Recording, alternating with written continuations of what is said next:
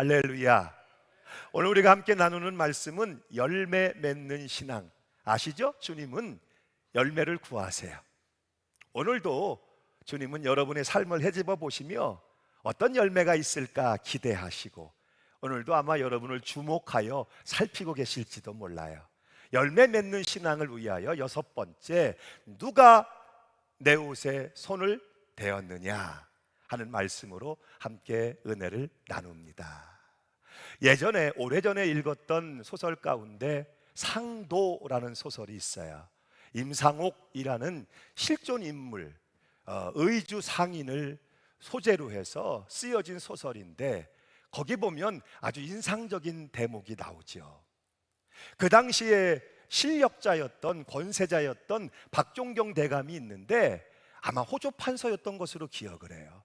박종경 대감이 있는데 장사하는 사람들이 그에게 인삼교역권을 얻기 위해서 많은 상인들이 그 앞에 선물을 가지고 달려간 것이죠. 그 가운데 임상옥도 있었는데 참 뜬금없이 이 실력자가 상인들에게 이렇게 물어요. 하루에 남대문을 오고 가는 사람이 몇 명이나 되겠느냐 그렇게 물어요. 아니 하루에 남대문을 오가는 사람이 좋기 수천은 넘을 건데 어떻게 알아요? 다 어리둥절한 가운데 누군가 대답을 했죠. 아니 하루에 좋기 수천은 넘게 드나들 텐데 그걸 우리가 어떻게 합니까? 그러니까 아무도 대답을 못하는 거예요. 그때 가만히 있던 임상옥이 이렇게 대답을 하죠. 총 2명입니다 라고 대답을 해요. 어째서 2명인고? 한 사람의 성씨는 이씨고 한 사람의 성씨는 해씨입니다. 어째서 이씨와 해씨냐라고 물으니까 많은 사람들이 출입하는 것 같지만 결국은 나에게 이로운 사람이거나 나에게 해로운 사람일 것이니 이씨와 해씨 두 사람뿐입니다. 그랬더니 대감이 물어요. 그러면 너는 성씨가 뭐냐? 저는 이씨도 아니고 해씨도 아니고 의씨입니다. 왜 의씨냐?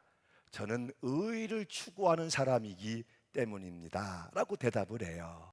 그 이야기를 듣고 이 대감이 인삼교역의 독점권을 그에게 두면서 그가 큰 거상으로 출발할 수 있는 기회를 얻게 되었다, 이렇게 소개해주고 있습니다.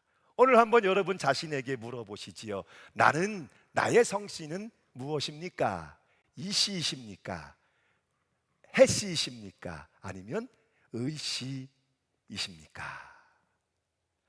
우리가 영적으로 보아도 이것은 마찬가지라는 거예요. 결국 예수님을 중심에 놓고 보면 세 부류의 사람이 존재한다는 것이죠. 주님이 초청하셨지만 아예 그 초청을 거절해버린 사람들이 있고, 주님의 초청에 응하여 나오기는 나왔지만 도로 물러가 버린 사람들이 있고, 주님께 나와 주님을 만나고 변화를 받은 사람들이 있고, 이렇게 세 부류의 사람들이 있다는 것이죠. 결국 뭐가 중요한 거예요? 나에게 예수님은 어떤 분이시냐? 오늘 여러분에게 예수님은 어떤 분이십니까? 이것이 중요하다는 것이죠. 어느 작은 교회에 수줍음을 많이 타는 집사님이 있었어요. 그런데 문제는 너무 수줍음을 많이 타는 이 집사님이 그 예배의 대표 기도를 맡았다는 사실이에요. 정성껏 준비했지만 떨리는 가슴을 진정시킬 수가 없어요. 많이 긴장한 채 작은 목소리지만 진실하게 기도를 시작해서 잘 기도를 드렸어요. 그런데 문제가 생겼어요. 당황한 나머지 기도를 마무리하는 기도말을 잊어버리고 만 거예요. 기도를 끝내야 되는데 기도를 끝내야 되는 말이 생각나지 않는 거예요. 성도님들은 이제 저 집사님의 입에서 예수님의 이름으로 기도합니다 라는 말이 나오기를 기다리고 있는데 그녀는 잊어버린 상태라 당황하고 있다가 침묵이 길어지니까 여기서 저기서 주여 주여 하는 안타까운 소리들이 울려나오기 시작한 거지요.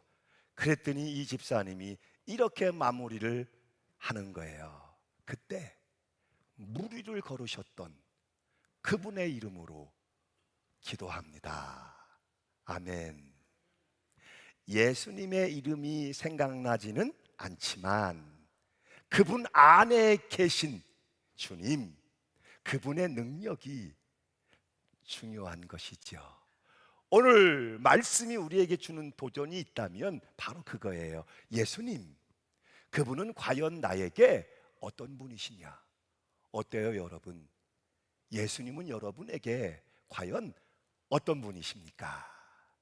오늘 말씀을 보면 12해 동안 12년 동안 혈루증을 앓으며 고생 많이 한 여인이 예수님을 만나는 은혜의 사건이 소개되고 있어요. 그런데 이 은혜의 사건은 아주 단순하게 시작됩니다. 예수님의 소문을 듣고 이 여인이 예수님을 찾아온 것이죠. 예수님에 대해서, 예수님이 행하신 크고 놀라운 일들에 대하여 들었고 기대감이 생겨서 12년 동안을 고생 많이 한 이 여인이 예수님을 찾아 나왔다는 거예요. 예수님을 찾아 나오는 것, 주님 앞으로 나오는 것, 여기서부터 믿음의 역사는 시작되는 거예요. 그런데 여기서 우리가 먼저 주목해야 할 것이 있어요. 그러면 예수님께 나온 사람이 그녀뿐이었습니까? 오늘 성경은 무리 가운데 끼어 있어, 무리 가운데 섞여 있어라고 말씀하고 있어요.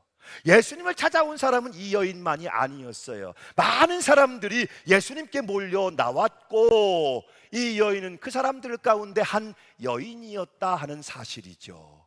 이 여인은 예수님을 알았던 혹은 예수님께 가까이 나았던 유일한 여인은 아니었어요. 많은 사람 가운데 섞여 예수님께 나왔지만 유독 그 많은 사람 가운데 누구에게, 이 여인에게는 능력이 나갔고 은혜가 임했고 치유를 받았고 기적이 이루어졌다는 사실이에요. 할렐루야.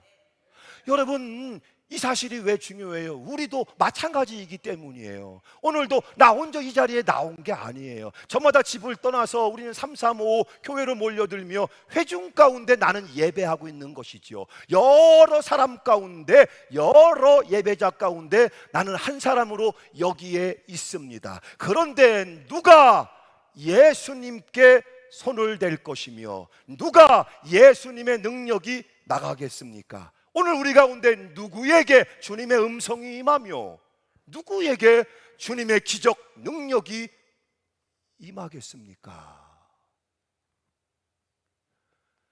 예수님은 접촉하는 순간을 분명히 알고 계셨어요. 그래서 누가 내 옷에 손을 대었느냐? 이렇게 물으시지요. 그랬더니 제자들의 대답이, 반응이 어떻게 나옵니까? 같이 한번 읽어보겠습니다. 시작.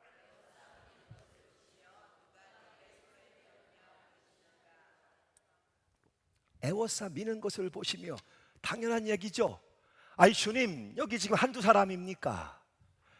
예수님, 그러면 헤아릴 수 없이 많은 사람이 몰려들어 무리, 군중이라고밖에 표현할 수 없는 이 많은 사람들이 밀고 밀치며 소란스러우며 예수님을 부딪히기도 하며 예수님 스치기도 하고 있는 가운데 사람의 생각과 판단으로, 느낌으로 누가 손을 댔는지, 누구를 얘기하시는 건지 어떻게 합니까? 그런데 예수님은 아세요. 예수님의 몸에서 능력이 나가는 것을 예수님은 분명하게 아셨어요. 예수님과 전인격적인 만남이 일어났고 변화가 일어난 것을 예수님은 분명히 알고 계셨다는 거예요. 결국 신앙은 이런 거지요. 이런 거 저런 거 저런 거 이런 거 무지하게 많지만 복잡할 거 없다는 거예요. 다 제하고 나면 예수님과 나 둘만 남는 거예요. 오직 예수님과 나, 예수님 앞에 나, 이 1대1이 신앙생활의 전부일 수밖에 없다는 것이죠. 그러므로 이 예배 시간에 이것도 제하고 저것도 제하고 예배의 자리에 나온 우리들은 물어야 할 것이 있다는 거예요. 우리가 어떤 상태로 이 자리에 나와 있는가? 중요한 것은 예수님 앞에 나왔다는 것이 중요한 거죠. 예수님을 찾아왔다는 게 중요한 거예요. 신앙은 나오는 것으로부터 찾고 두드리고 기도하는 것으로부터 시작되는 거니까, 예수님 앞에 나왔으니까 예수님을 보게 될 것이고 예수님을 만나게 될 것이고 가까이에서 대면하여 보는 이도 있게 될 것이고 그 음성을 듣게 되는 이도 있게 될 것이고, 할렐루야. 신앙생활의 전부는 만남과 변화입니다. 오늘 누가 예수님을 만날까? 누가 그 은혜로 변화를 입을까? 그것이 신앙생활의 전부라는 거예요. 어려움이 있지만, 고통이 있지만, 문제가 있지만 그 삶을 누구 앞으로 가져가며 누구의 인정을 받으며 누구의 도움을 받아야 하는가? 이것이 중요할 수밖에 없다는 것이죠. 사랑하는 여러분, 여러분에겐 실제적인 많은 문제가 있을 거예요. 난관이 있을 거예요. 중요한 계획도 있을 것이고 그것을 위한 의지도 있을 거예요. 그 문제, 난관, 계획, 의지를 오늘 내가 누구에게 가지고 가야 할까요? 누구의 인정을 받아야 되지요? 누구의 도우심을 받아야만 할까요? 이것을 분명히 답할 수 있어야 한다는 거예요. 26절을 보시죠. 함께 읽습니다. 시작.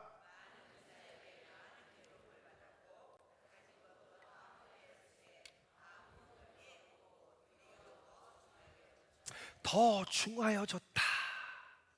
오늘 예수님 앞에 이 여인이 접근하고 있는 방식이죠. 12년이었습니다. 12년 동안 괴로움 가운데 그 병을 고쳐보겠다고 얼마나 애썼을까요? 찾지 않은 병원이 없고 만나보지 않은 의사가 없을 만큼 이 여인은 돈이 얼마가 들어가든 다 끌어모아서 쏟아 부어가며 그의 몸의 혈루를 마르게 하기 위하여, 병을 치료하기 위하여, 고통의 근원을 해결하기 위해서 얼마나 애를 쓰며 노력했는지 몰라요. 그러나 더 중하여졌다. 소용이 없었다는 것이죠. 지금 시대로 말한다면 병원을 찾는다, 의사의 손길을 의지한다, 과학적 지식이 필요하지 않다는 얘기가 아니에요. 오늘 우리는 병원도 가야 하고 의사도 만나야 하고 그의 지혜를 통해, 과학적인 지식을 통해 우리가 처방도 받아야 할 줄로 믿습니다. 필요하다는 것을 인정해요. 그러나 그것만 가지고 안 되는 부분이 분명히 있다는 사실이에요. 여러분은 노력하셔야 됩니다. 여러분의 삶을 두고 여러분이 노력하지 않으면 누가 노력해 줍니까? 여러분의 삶을 두고 여러분이 수고하지 않으면 누가 수고해 줍니까? 최선을 다해서 노력해야 하지만 우리의 노력이 필요 없다는 것이 아니라 노력해도 안 되는 부분이 있다는 사실을, 노력해도 해결할 수 없는 부분이 우리 인생에 분명히 있음을 알기 때문에 그 부분을 가지고 하나님께 나아가는, 하나님을 찾는, 너는 내게 부르짖으라, 환난 날에 나를 부르라, 내 입을 넓게 열고 하나님을 찾아야 할, 전심으로 하나님을 찾아야 할 필요가 우리에게 분명히 있다는 것이죠. 어젯밤 제가 본 야구에서는 하나 이글스가 승리했습니다. 여러분 야구를 좋아하십니까?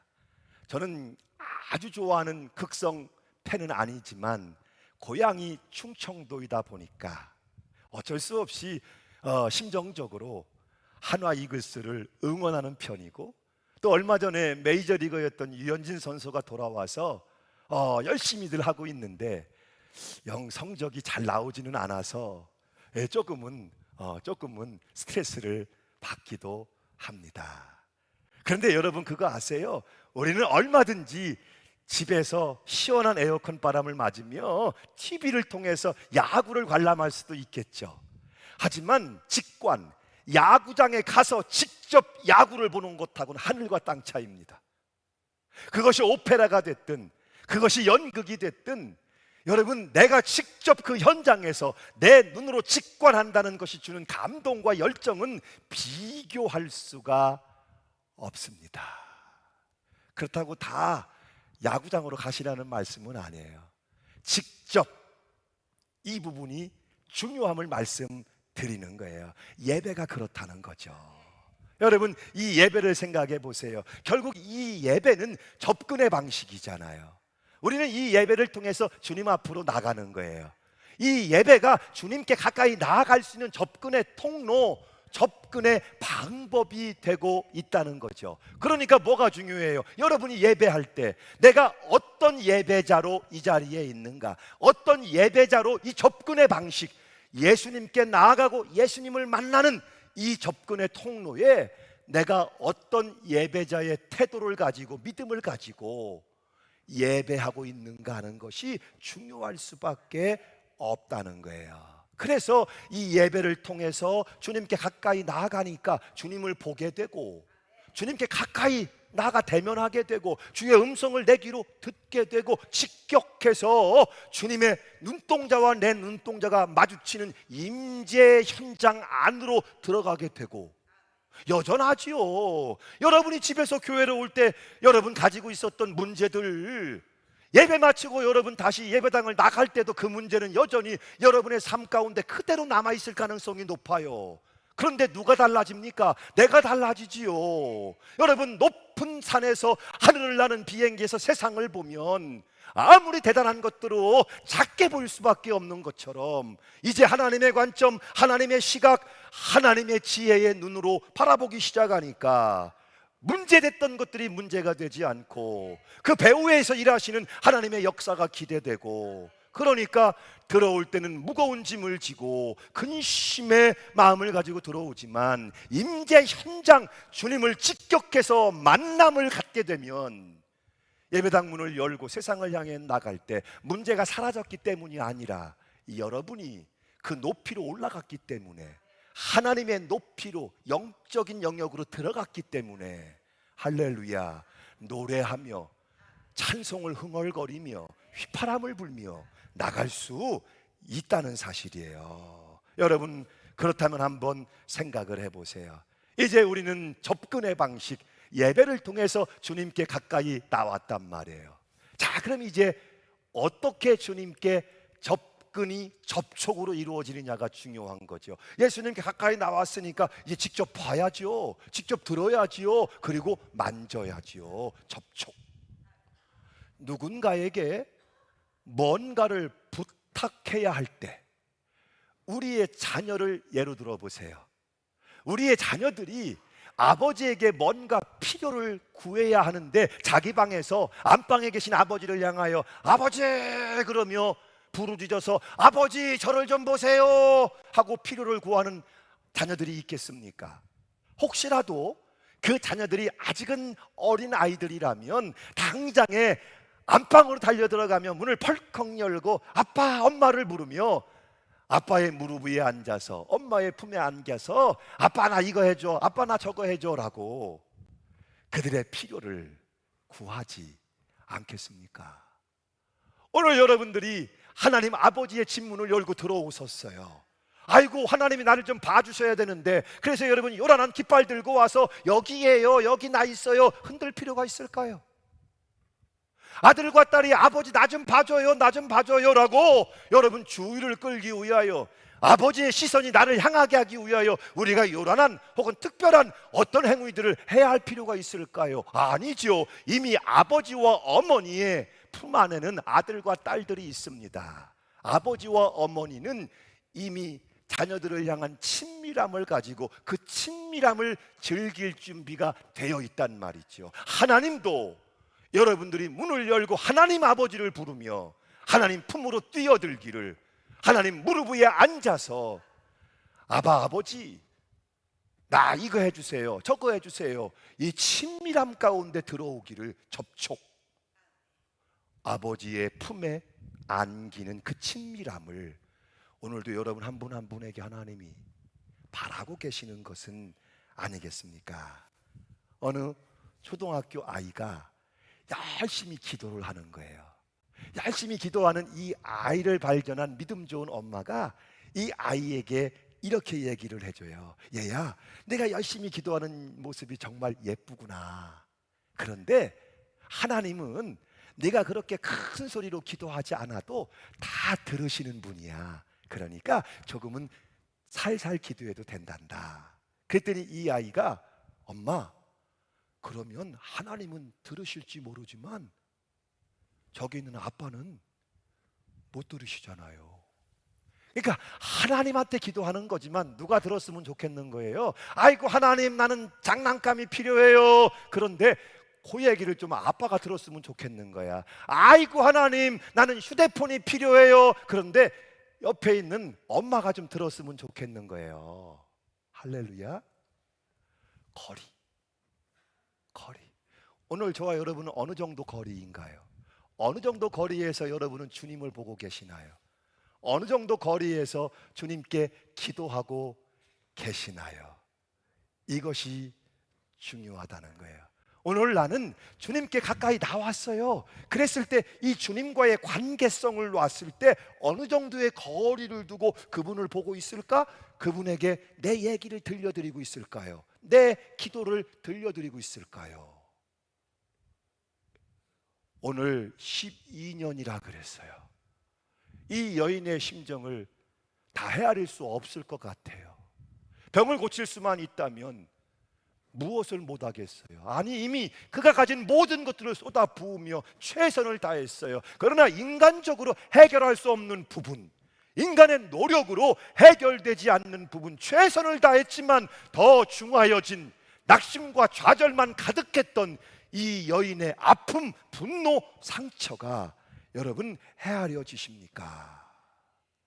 참으로 낙담할 수밖에 없는 무섭고 두려운 일이죠. 어때요? 오늘 우리들 가운데도 그런 한 영혼이 있을까요? 그런 한 마음이 있을까요? 아픔, 상처, 분노, 좌절, 눈물, 그것을 한가득 여기 담아가지고 올라오신 분들도 있을까요? 그것 때문에 우리는 하나님으로부터 멀어지고 있을까요? 아니면 가까이, 더 가까이 나아가고 있을까요? 토미 테니의 그의 책 하나님의 관점에서 이렇게 말해주고 있어요. 무엇인가를 크게 보는 방법이 있습니다. 망원경을 통해 확대시켜 보든지 아니면 가까이 다가가서 보는 것입니다.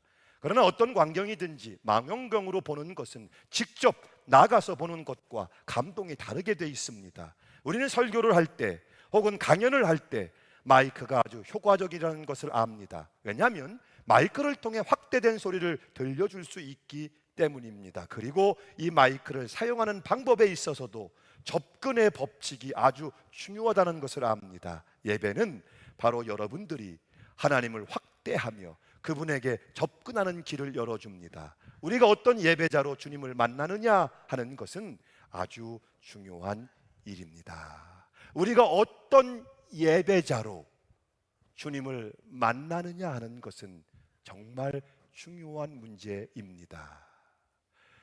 헌신해 주셔서 저도 이렇게 좋은 마이크를 가지고, 여러분 잘 들리시지요? 이렇게 마이크를 사용해서 여러분과 은혜의 말씀을 나눌 수 있어서 얼마나 감사한지 몰라요. 그런데 여러분, 아주 간단해요. 이 마이크를 잘 사용할 수 있는 방법이 뭘까요? 첫째는 마이크를 멀리 대면 안 돼요. 가까이 될 필요가 있겠죠. 마이크는 가까이 될수록 유용해요. 그런데 그거보다 더 중요한 게 있어요. 무선과 전원이 잘 연결돼 있어야 한다는 거예요. 아무리 고가의 마이크라 할지라도 접촉 불량, 이것은 정말 곤란한 거예요. 주님 앞에 나온 것 같은데 주님께 닿을 듯 말 듯, 닿을 듯 말 듯, 그러니 주님의 능력이, 역사가 일어날 듯 말 듯. 여러분, 실제로 우리가 누가복음 18장을 보면 여러분 거기에 그와 같은 한 사람이 나오지요. 인생의 문제를 가지고 직접 예수님을 찾아왔어요. 예수님께 가까이 접근했단 말이죠. 그런데 결정적인 순간 그는 예수님께 닿지를 못했어요. 예수님과 접촉이 일어나지를 않았어요. 결국 뒤를 돌아 멀어져 갔지요. 접촉에 실패하면 신앙은 실패자가 될 수밖에 없다는 거예요. 그런 면에서 오늘 여인이 얼마나 대단해요. 오늘 여인의 이 믿음이 얼마나 대단해요. 손을 내밀어 주님을 만진다는 것은 믿음의 행위죠. 그 믿음이 어떤 것이었는지 여러분 정확하게 한번 볼 필요가 있어요. 오늘 말씀의 28절 한 목소리로 읽습니다. 시작.